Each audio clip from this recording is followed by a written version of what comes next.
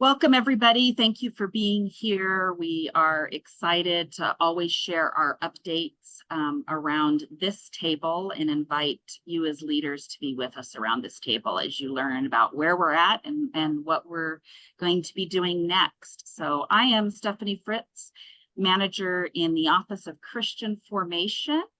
And summer means to me, I'm going to say crisp nights, because we go north to where there's some crisp nights.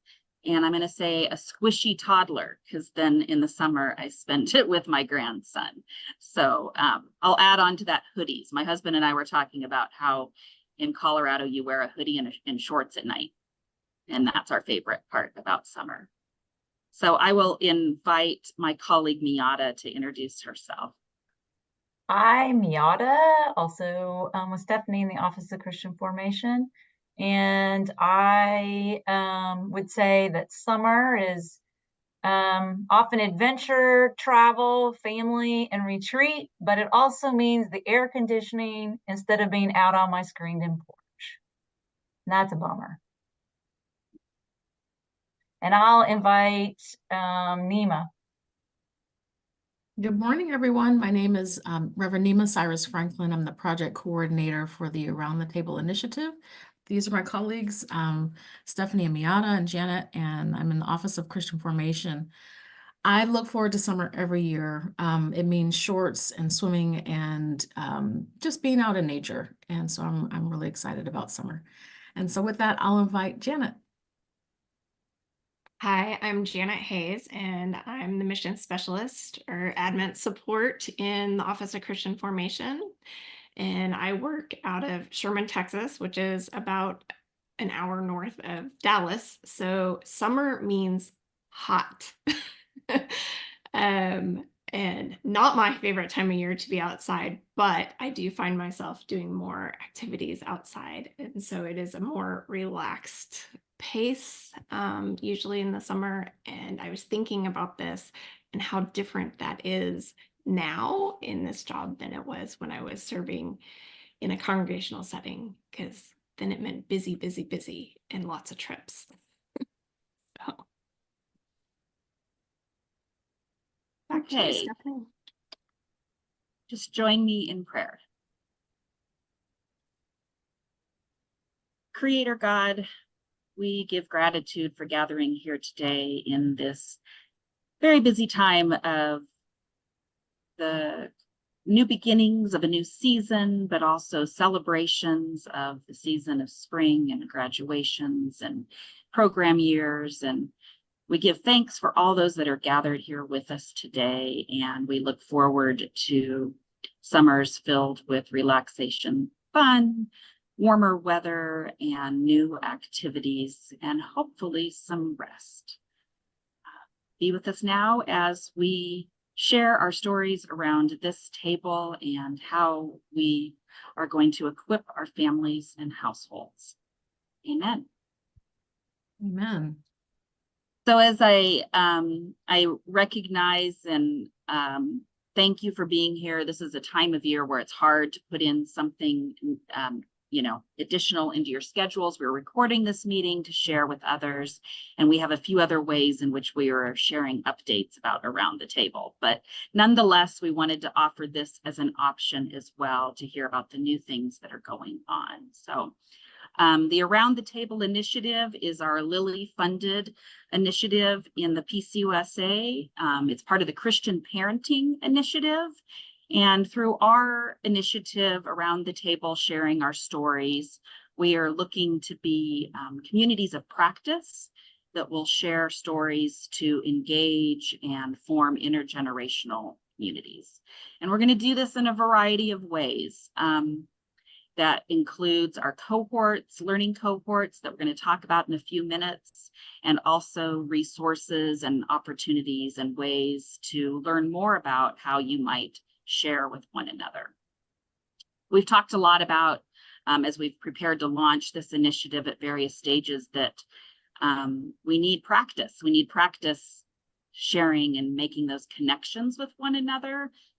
simply sharing about the seasons of the year or how our lives are playing out is just one way, because if we can't talk about these things, it's harder to connect about the hard stuff. So practicing is one way in which around the table we'll be engaging in sharing our stories.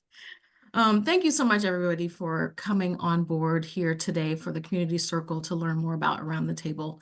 I am new to the Office of Christian Formation. I joined in January for this initiative. And one of the things that was so helpful to me in coming on board as the project coordinator is learning about what the office has already been doing in order to address some needs that were coming out of our faith communities and with faith leaders and parents and caregivers. And so what we noted was that the Office of Christian Formation decided to do a survey.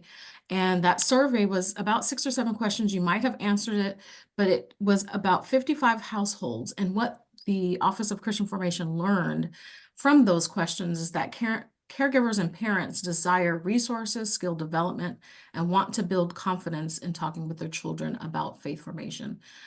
They also said that traditional ways of faith formation through ministry programs are not reaching families with children and youth as they did prior to the pandemic. And as new worship communities were evolving and changing, they said that they needed additional support and resources specifically for their particular communities, for the parents and caregivers there.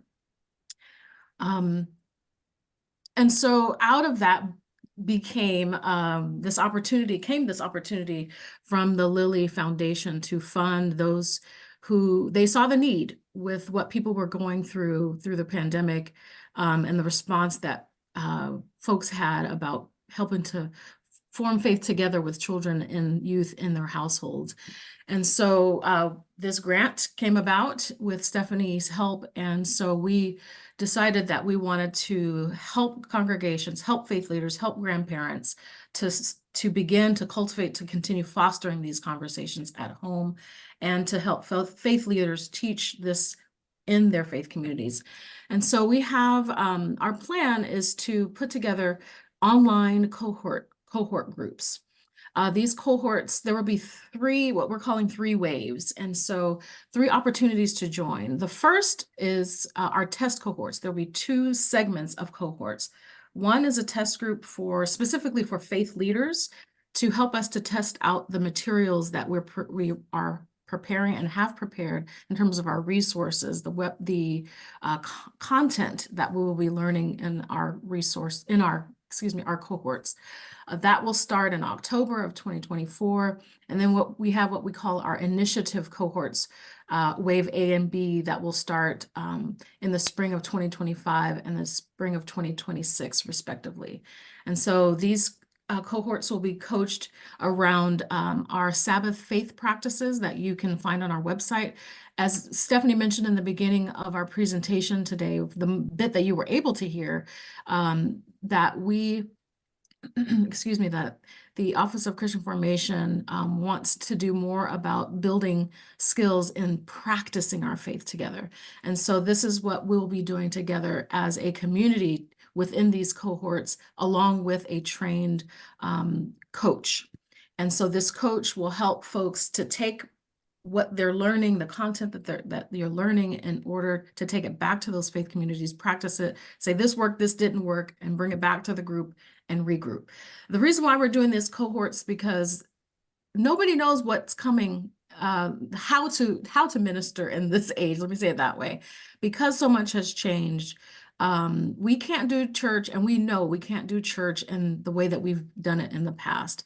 And so what we are really looking for in these test cohorts are a diverse and wide selection of folks throughout our PCUSA nationwide. And so we're looking for our cohorts to be filled with parents and caregivers, faith community leaders, folks from single and 2-parent households, LGBTQ plus queer households, BIPOC households, immigrant households, people who don't speak English as a first language households, and our new worshiping community households. Sorry, I didn't advance that slide, so that shows that. I apologize. Okay, there we are. And so, like I said, we're looking to recruit folks, especially for this initial test cohort. There'll be about 6 to 8 folks per cohort group. And we're also having a Spanish only speaking cohort group. So if you have Spanish speakers in your church or in your community, please, Janet will share a link in the chat that has links to all of the information and information sheets if you want more details about how to learn more about the cohorts or signing up for either the test cohort groups or the initiative cohorts later. Also, you can find the information for Spanish speaking participation also on this landing page, on this link that Janet will share. We also are able to provide other languages. If you know, some of you might have different languages, congregations and new worshiping communities who speak different languages other than Spanish. If you know that, please let us know if they have interest.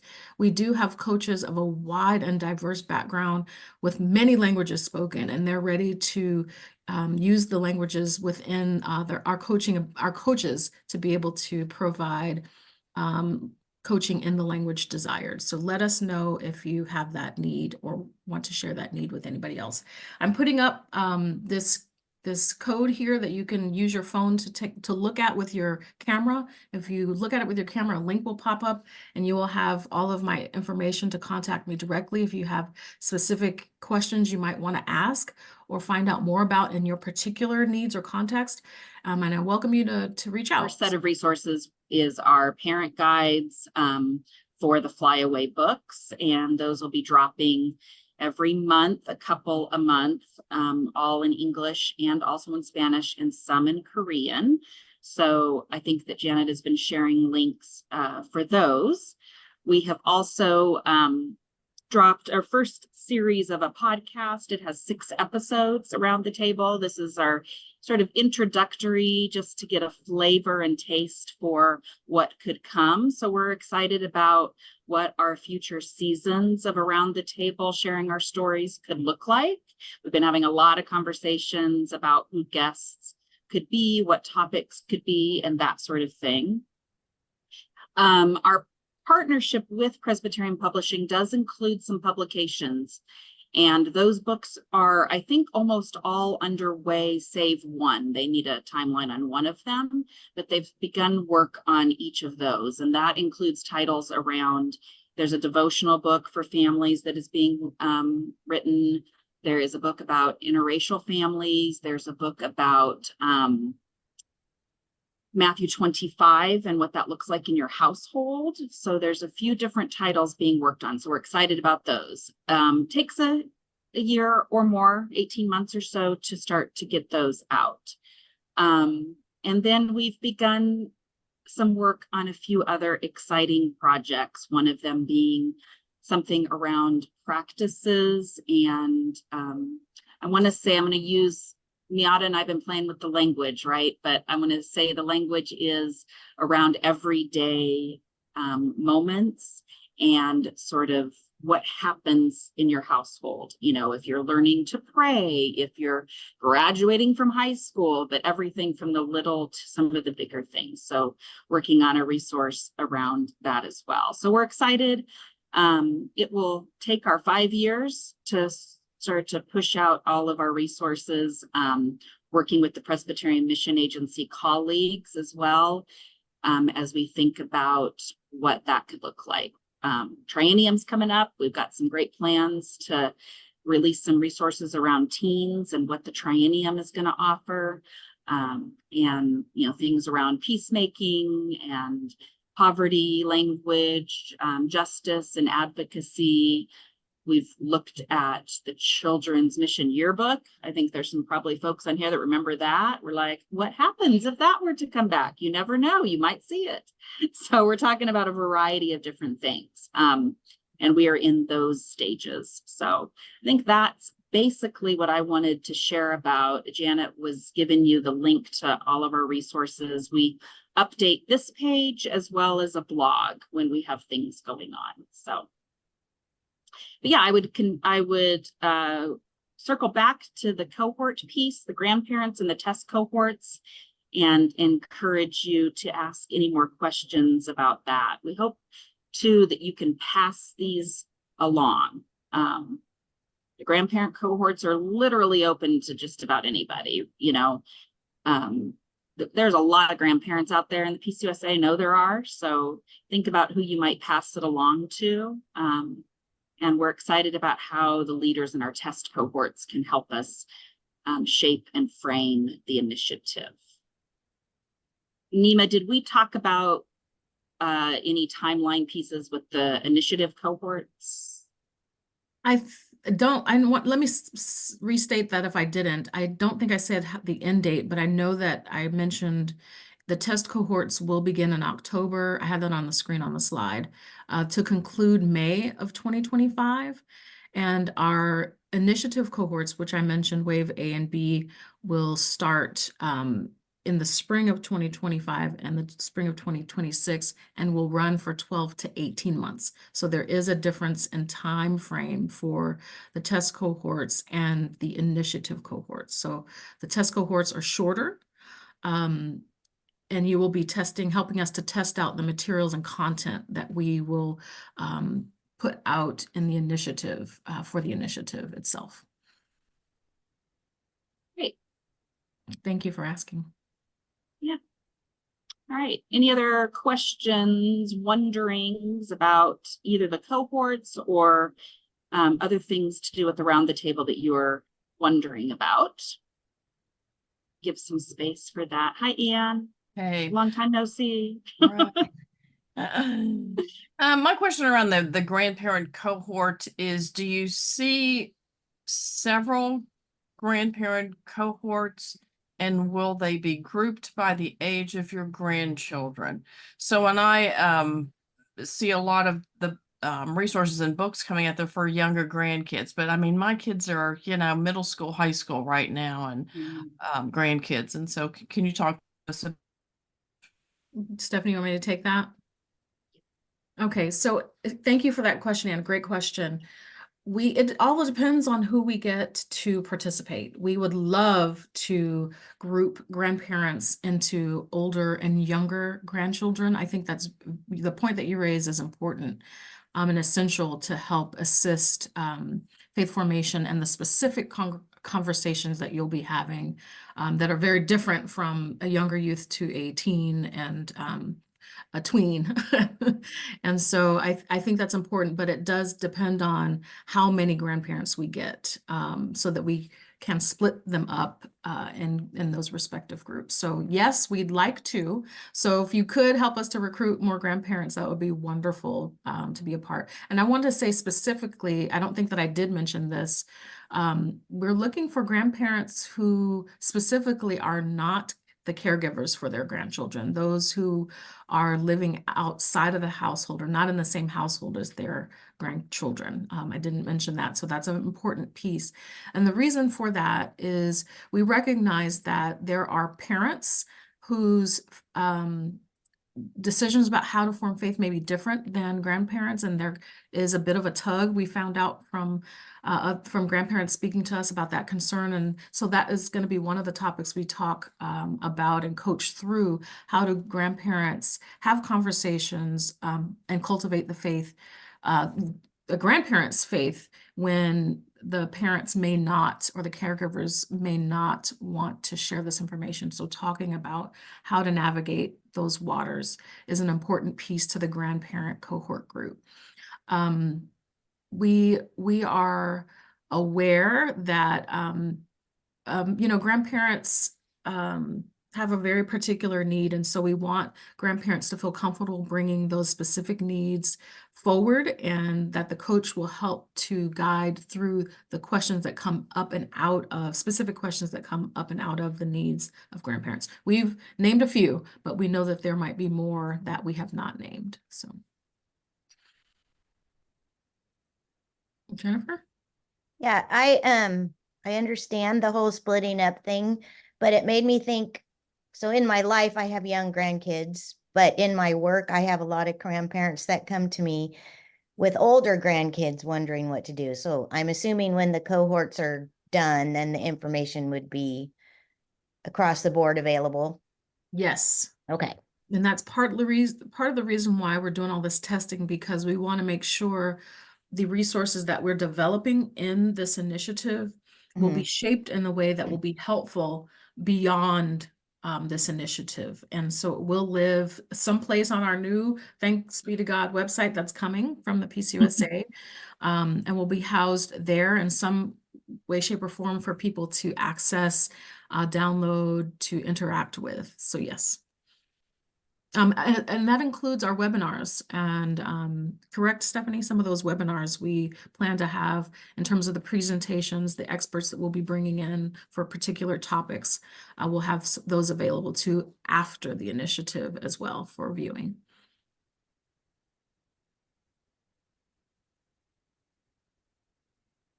Great. Hi, Carol. Hey, sorry I was late today. Nima, so I may have missed this already, but it's one thing to refer ourselves to a group, not knowing exactly what to expect, but to refer very hesitant church members to participate. So I'm trying to get a little bit more feel of, they'd want to know exactly what their commitment is. Is it an hour, a month? Is it for folks who have church kids that do attend church or don't? They're going to have a lot of questions, and I'm not sure I could answer all of those questions yet. What is the commitment level for these grandparents? Sure, this is a commitment level in our test cohorts for grandparents and for faith leaders specifically. So this first round of test cohorts is specifically for faith leaders, those who are serving, whether it be volunteer or paid positions within a church congregation, a ministry setting, so that they can help to guide folks who are in households with children, helping to form faith there in the household, along with grandparents. So this cohort, the test cohorts will be from October of 2025 through May of 24, October 2024 through May of 2025. They will be 90-minute online Zoom sessions with the coach, Okay. About 6 to 7 meetings. These meetings will be determined with the group and their coach. And that's why we don't have a specific start date. The coach will reach out to those who apply. We'll be grouping folks together with coaches, and the coach and the group will determine their meeting schedule, and if there are additional meetings that are required there. And so what we're planning to do within that is ask people to commit to attend each session for this test cohorts. And within these test cohorts, they'll be building these skills around prayer, around storytelling, around service in the church, in the home for others. We're going to be building skills for Sabbath keeping and also retreat and hospitality. And so those are the things that we'll be building on in order to address particular topics that we know that are important to individuals right now as it relates to the crises that we see in the world, the conflict that is present for children and youth that they see. How do we respond as people of faith with so much violence, so much war? How do we parent and provide care for young people with a trauma-informed lens? These are some of the major topics that we will be discussing within those test cohorts and building the resources in and around this content so that we can share these resources wider. And so those are some specifics that they'll be doing. All the topics are not all determined because like I said, with the grandparent group, we want some of those topics to come from within the specific needs of those who will be participating in the cohort groups, the things that people are finding difficult in their homes, challenges about how to talk about faith when there's addiction present. How do people do that? What does that look like for a faith leader to address these concerns and for a grandparent or for a caregiver or parent to address these concerns? And so, so we're looking to really to help to shape and build the capacity for these deeper conversations, for foundational level building of faith formation for our, not only with our children and youth, but within ourselves, so that we feel confident enough to even have these discussions, especially those that come on the fly. And we're the ones that they're looking to have some sort of response. We're not always going to have the answer. And to many of the things that our children and youth wonder, there is no answer, or at least one that we can provide directly, but we can talk about God's faithfulness through these situations and what does that look like. And so that's what I'll say immediately with what they can expect to do and to learn. But this is an opportunity to practice, to build those skills for faith forming and the conversations that are needed to build connections for the deepening of that faith practice. Hopefully that answers a bit, Carol. And the time commitment and that sort of detail, Carol, should be in that information sheet that you can pass along. The time frame too. So hopefully you have that. I have a question about, because I love the idea about this being through our stories. And is there going to be a component of this that is helping people to tell their story as part of their faith formation? Or I don't know what I'm really asking, but is that like a main part of it? For sure. Okay. Storytelling is a practice, one of our practices. Oh, great. And Okay. we have a lot of great ways that we're going to help folks do that better. Oh, wonderful. Great. It is certainly a skill. Mm-hmm.